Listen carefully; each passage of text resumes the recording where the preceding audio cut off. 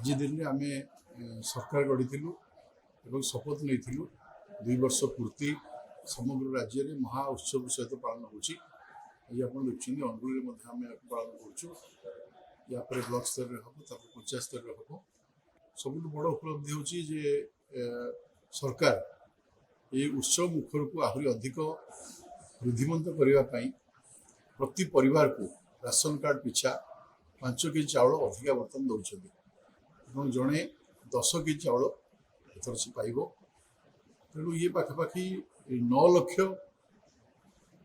ପରିବାର ଆପଣଙ୍କର ଉପକୃତ ହେବେ ଅନୁଗୁଳ ଜିଲ୍ଲାରେ ଏବଂ ଆଜି ତାର ମଧ୍ୟ ଶୁଭାରମ୍ଭ ଆମେ କରୁଛୁ। ମାନନୀୟ ମୁଖ୍ୟମନ୍ତ୍ରୀ ଭୁବନେଶ୍ୱରଠାରେ ଶୁଭାରମ୍ଭ କରୁଛନ୍ତି ଏବଂ ଆମେ ମାନନୀୟ ସାଂସଦ ମୁଁ ଏବଂ ଅନ୍ୟ ସମସ୍ତ ପ୍ରତିନିଧି ଆମେ ଏଠି ଆରମ୍ଭ କରିବୁ। ତେଣୁ ଏଇଟା ହେଉଛି ସବୁଠୁ ବଡ଼ ଉପଲବ୍ଧି କଥା।